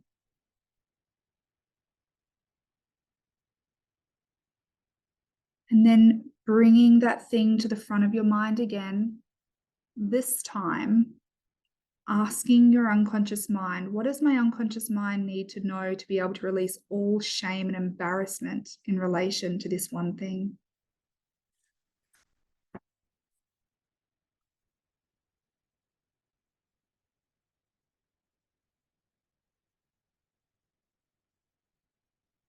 You need to know to be able to release any shame or embarrassment brought on by the thoughts or opinions of others or judgments from others, judgment of self even.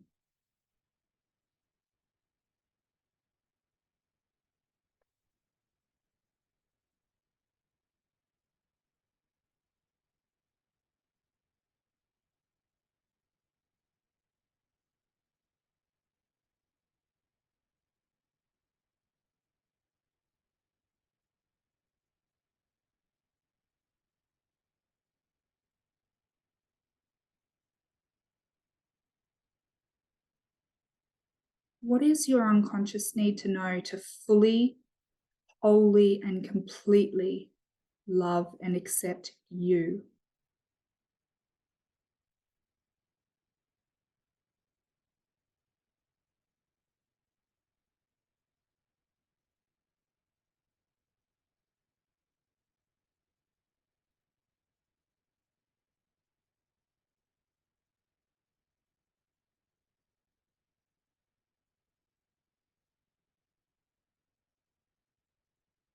Who are you without that old shame and embarrassment? Who are you free to be now? What are you free to do? Where can you go? What can you wear? How can you feel? What do you say? If you were free of that old shame and embarrassment, what would change?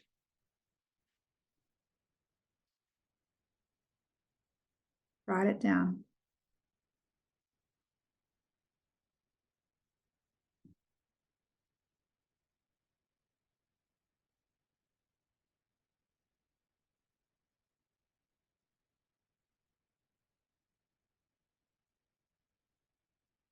And then closing your eyes again, bringing that thought to the front of your mind, taking a nice big deep breath in through the nose, that wave coming in through the body, and just washing your body clean, taking with it as you breathe out every last little tiny bit of shame and embarrassment that has weighed you down.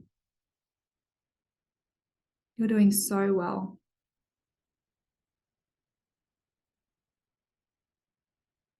And then bringing that thought to the front of your mind once again, and this time asking your unconscious mind, what does my unconscious mind need to know to release all old guilt and regret in relation to that one thing?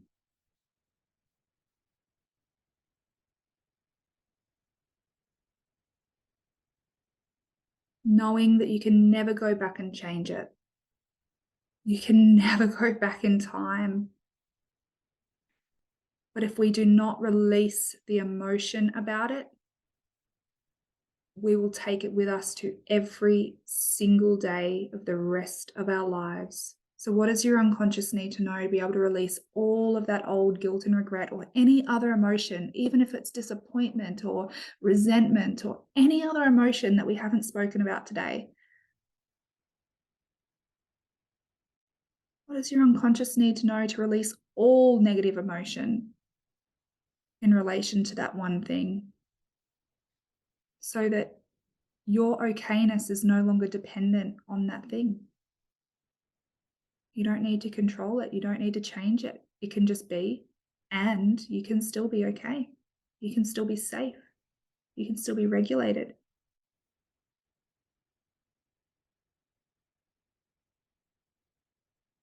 So writing that down.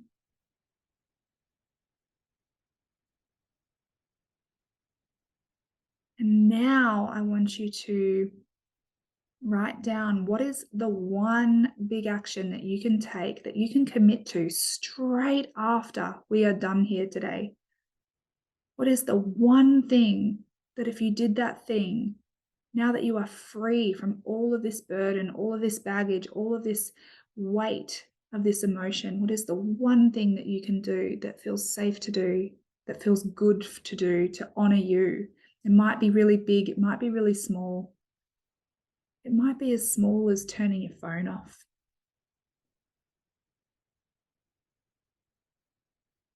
It might be contacting someone, hugging someone. It might be having a long bath and connecting with yourself. What feels really good for you to do now? Write that down. And I want you to close your eyes again. And I want you to take another really big, deep breath in through the nose. Now, this really big wave, it's the biggest wave of all for the whole entire night. And it's coursing all through your body and it's collecting every last bit of heaviness and negativity in relation to that one thing. And as you breathe out, just feel it leave your body. And it might feel like lightness, it might feel like tingling, it might feel like freedom. Whatever it feels like, it feels so good to know that you have the power to choose. You get to choose whether this comes with you into your future or not.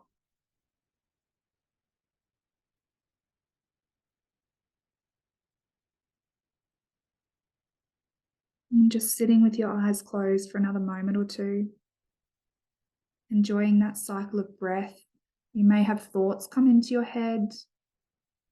You may have images come into your mind. You might hear words or feelings in your body. Just sit with it. You might be aware of colors. Whatever it is, it's perfect for you. Just knowing that in this moment, you've taken this time for you. You're so worthy of that.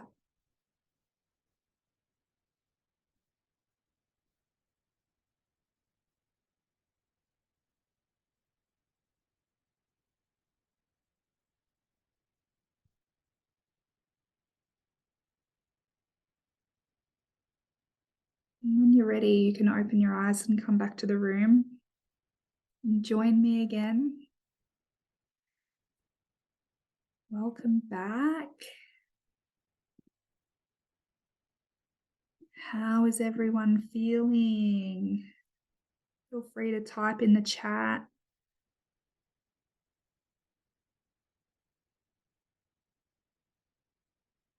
Yeah, relaxed. Awesome. I'd really love to hear from you guys. And I put a note in our event page to say that this is recorded, obviously. And so please only share. The chat obviously doesn't come out in the recording, so that's a safe space. But if you would like to come off mute and join in the conversation, I would love that. But please know that if you do, this recording will be viewed by other people. So only share what you're comfortable sharing. Only, if anyone is comfortable sharing, you're more than welcome to come off mute. No one has to. That's also okay. We can stick to the chat. What were the biggest learnings for people? What were the biggest things that your unconscious needed to know? Pop it in the chat. Might have been really simple things. What's been the one big thing that, not your fault or responsibility? Isn't that amazing? And when you had that revelation that it's not your fault or responsibility, what was the difference in how you felt in your body? Freedom. Yeah. And so the effect of freedom is it increases the capacity of our nervous system. So what we might find is that things that, yes, you're worth living this life. What a gift. Yes, you are. Oh, that makes me want to cry. You are so worthy of living this life. You're here for a reason. Thank you for sharing that. So what I was saying is that life still happens. The ups and downs, for me in my home, there's, cups being broken and nail polish being spilled and things being drawn on. All kinds of things happen in our day-to-day life.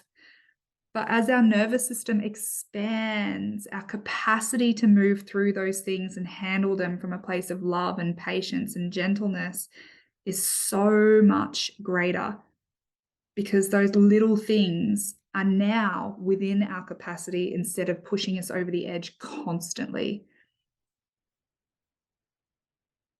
So we're almost the end of our time. What I would like to do is I'm going to share my screen again. And I would like for you guys to go back to your original ratings of each of those emotions in relation to that one thing that you're struggling with. Present, please. In relation to the one thing that you're struggling with, I would like you to go back and I just want you to rate it out of 10. Rate that anger and frustration in relation to that thing. Rate the sadness, grief, and depression. Is there even any there? Or do you just feel at peace with it now? Is it gone? You're free.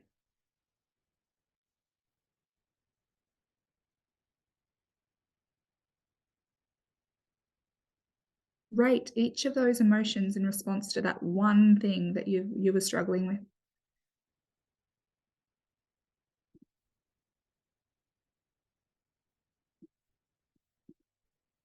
A lot less, more clarity.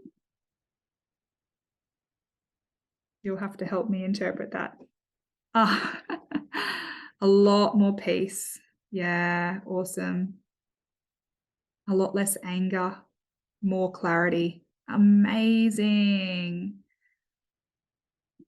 So once you've finished rating all of those ones, now I want you to check in with your body and rate all of these.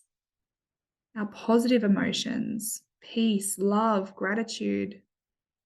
Just check in with your body. Close your eyes if you need to.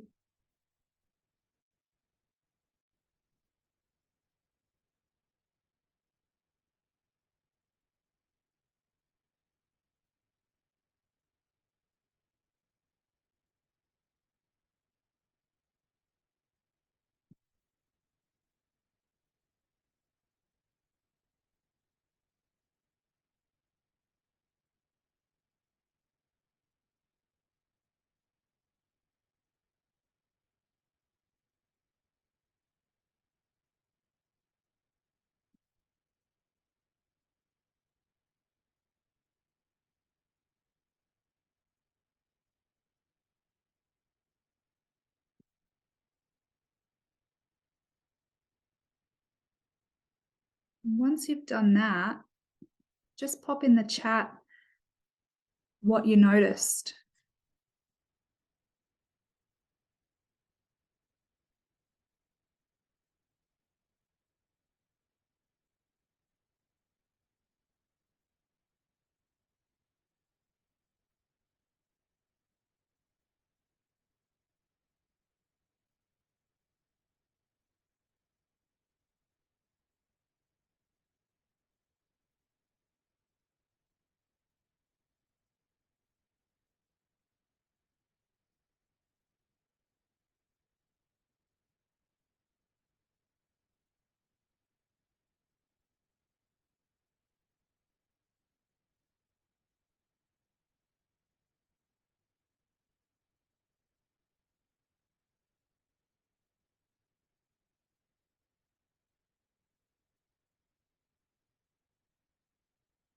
Yes, exactly. You've hit the nail on the head. The higher connection to self is going to help in all other areas. We cannot have well-being if we are not being well. All of these things are a state of being. Peace is a state of being. Love is a state of being. Gratitude is a state of being. We cannot be being well in any aspect of our life, in physical, in emotional, in financial, if we are carrying the negative emotions that are preventing us from experiencing these states of being. And when we can eliminate, we can resolve those traumas in our nervous system, when we can eliminate those negative emotions attached to things that we can't even change, like we can't even go back in time and change it, but we can choose to let go of the emotion about it and be free, rewrite the stories. And when we do that, every aspect of our life changes. guys, I was really, really honest and open at the start when I said I'd been a customer of the mental health system for over 20 years, diagnoses of anxiety, depression, binge eating disorder, ADHD. I was never assessed for autism, but there were many comments along the years that perhaps I should have been. But the reality is, all of the behaviors that come out. So when we're doing an assessment for a diagnosis, the assessment is a checkbox of signs, symptoms, and behaviors. If you exhibit this behavior, if you exhibit these collection of symptoms, then you meet our criteria and we'll diagnose you. But the diagnosis didn't explain why I was behaving or feeling those things, didn't do anything to change it. And so I don't operate in the realm of diagnoses. Do most of my clients have a diagnosis? Yes. But they're more than their diagnosis. I don't operate in that realm because when you can understand what's happening at a nervous system level, when you can understand the intricate relationship between mind, body, and spirit and bring truth to those deceptions and stories that are driving the experiences of our body, our whole experience of life changes, and it changes for the better. So I haven't been medicated in any way, shape, or form for many years now. I'm in the healthiest relationship that I've ever had. My kids are regulated most of the time. Their food intolerances are almost completely healed. Their autoimmune issues are pretty much resolved. I have no hormonal issues anymore. I don't struggle with acne or, any kind of issues. I'm generally in good health.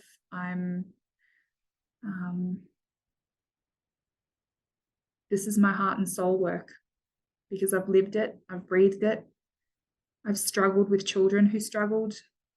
I've reached the point in my life where I've felt I can't do this anymore. And it was that breaking point where I felt I can't do this anymore that I knew I had to, that I knew something had to significantly change in my life or I physically could not go on. So it was either rise up like a phoenix rising from the ashes, or it was die. That's genuinely what it felt like in my life, in my body. So I really do believe in this stuff. I really live it and breathe it. I'm not just preaching it. This is my everyday life. And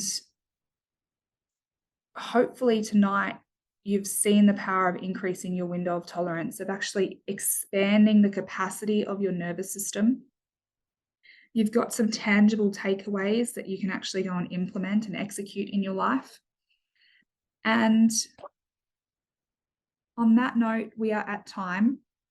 And I would be so grateful if you would be willing to, I put the link in the chat, or there's a QR code there if you'd like to scan that. I'll also post the link to a feedback form in the group. And there is a question in there if you would like to know more about our upcoming round of Rise and Thrive. So that's our 10-week program. And the 10-week program is really quite different to working one-on-one. So I'll give you an indication as to which I would recommend for different people. So if we have identified that our brains might have been wired in our early life for safety and survival, if our brains might have been wired in our early life because maybe mum had lots of stress hormones when she was pregnant with us, or maybe we were born into an environment that might have been unpredictable, or might have been, feeling like there's walking on eggshells, or there might have been lots of change in our life, parents' relationship ending, or, changing schools, moving house a lot. All of those things might indicate that the way that our brain was wired in our early life can only change while in relationship with others. So I see results from the group program that I cannot replicate one-on-one for people who have developmentally wired brains for stress responses. But then for other people who had a really safe and nurturing and consistent and predictable upbringing, and their brains were hardwired for safety, but maybe they've experienced one significant trauma in their life. Like they might have been in a car accident. They might have experienced, a sexual trauma. They might have experienced a significant trauma that often results to PTSD, like those big one-off traumas. Their brains are wired completely differently to those who experienced that chronic developmental exposure, environmental brain wiring. And so the approach to working with those people is very, very different. So if you're leaning towards thinking that maybe your brain is wired in that particular way where you did relate to those early life experiences, then I would hands down recommend the group program over one-on-one, because your brain needs to learn to release dopamine in response to a safe network of people.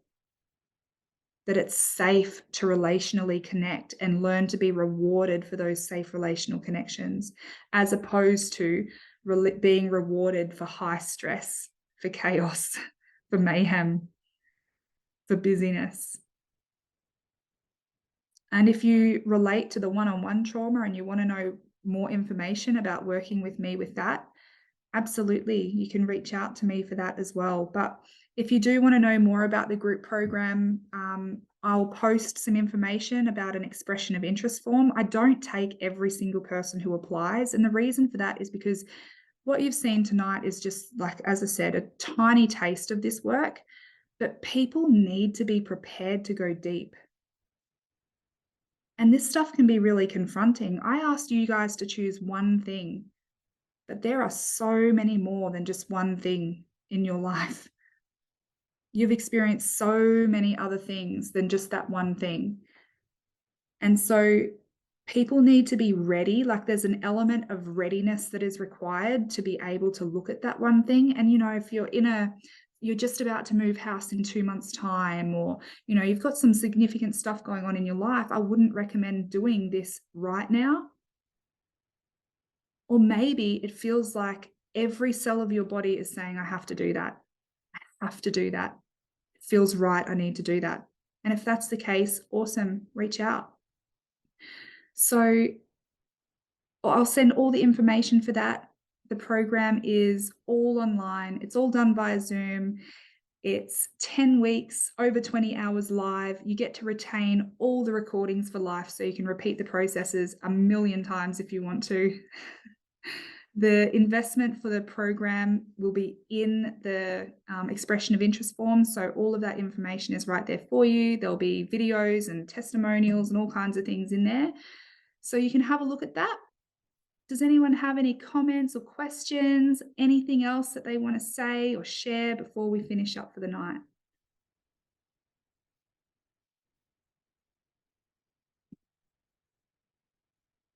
Oh, you're so welcome, Kim. Thank you. Thanks for sharing that. Thanks for being here. Thank you. So grateful for you guys. And if you're watching this on the recording, thank you for watching. Thank you for joining us. Leave me a comment or send me a message. This, as I said, this is my absolute heart and soul. I was put on this earth to support people, to free people. That's why I'm here. And I'm so grateful that I get to do this every day. Thank you for trusting me. Thank you for being here. Go and enjoy your beautiful night. Go and execute your action. Guys, the one last thing I'm going to say to you before you go, all of those learnings that you wrote down, read them every single day for the next 30 days. Either read them out loud or do a voice recording on your phone and listen to it. You cannot overdo it, but you do need to listen to them every day and take aligned action. If you ask yourself, if I was living in alignment with this truth, what would that look like? What would I be doing? And that is going to be your little guiding light as to what actions to take, as to how to go about your decisions, how to do things. Reach out anytime. So lovely to have you all. And I will see you guys really soon. Thank you in advance for the feedback. I so appreciate it. Bye, guys.